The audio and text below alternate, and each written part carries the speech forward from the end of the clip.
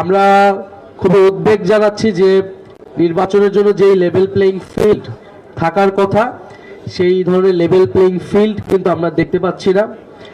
আমরা আগে থেকে এটা বলে আসছিলাম যে বাংলাদেশের যে নির্বাচনী সংস্কৃতি, যে এখানে জবরদখল, প্রশাসনের দখল এবং টাকার ব্যবহার, কালো টাকার ব্যবহার, মাসেল পাওয়ারের ব্যবহার ইত্যাদি নির্বাচনের আমরা সবসময় দেখে এসেছি, শুনে এসেছি এর আগের সময়গুলোতে, এবং এর আগের ফ্যাসিবাদী সময়ে তো মানুষ ভোট দিতেও যেতে পারেনি।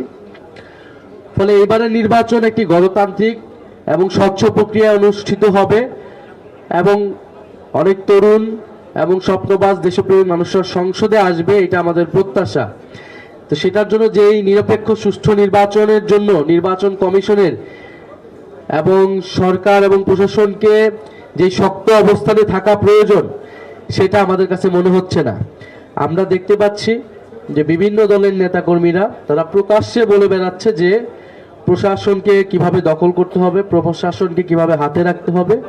ফলে এবং আমরা এর আগেও বলেছি যে সরকার প্রক্রিয়াকে, জুলাই সনদকে দর কষাকষি করে বাংলাদেশের বিভিন্ন রাজনৈতিক দল, যে এই দলগুলো এখন মুখোমুখি দাঁড়িয়েছে, একসময় তারা বন্ধু ছিল, তারা কিন্তু একটা চক্রান্ত করছে। এই নির্বাচনকে একটা ভাগবাটোয়ারা, একটা সাজানো নির্বাচন, একটা সমঝোতার নির্বাচনে করার পরিকল্পনা করছে। এবং এই ধরনের একটি নির্বাচন হলে বাংলাদেশের গণতন্ত্র ক্ষতিগ্রস্ত হবে। বাংলাদেশের যে নতুন সম্ভাবনা এবং গণ অভ্যুত্থানের মধ্য দিয়ে বাংলাদেশের যে নতুন রাজনৈতিক আকাঙ্ক্ষা তৈরি হয়েছে, সেটা কিন্তু ব্যর্থ হবে। ফলে এনসিপি এই ধরনের নির্বাচন, এই ধরনের নির্বাচনী সমঝোতা বা বন্দোবস্তে কখনোই সায় দেবে না, বরং আমরা এর বিরুদ্ধে অবস্থান নেব।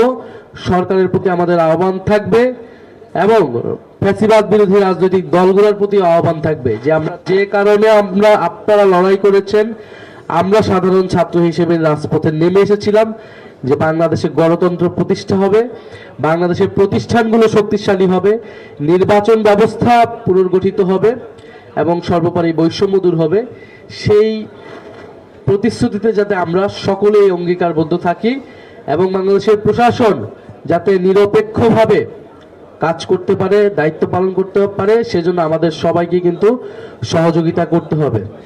আরেকটি বিষয়, আপনারা বিভিন্ন পত্র পত্রিকায় এনসিপি নিয়ে অনেক ধরনের গুঞ্জন এবং আমরা মনে করি যে অনেক ধরনের মিথ্যা নিউজ করে এনসিপিকে একদিকে নিয়ে যাওয়ার চেষ্টা করা হচ্ছে। এনসিপি তার অবস্থান পরিষ্কারভাবে ব্যক্ত করেছে যে আমরা এককভাবে 300 আসনে আমরা প্রার্থী দেওয়ার চেষ্টা করছি।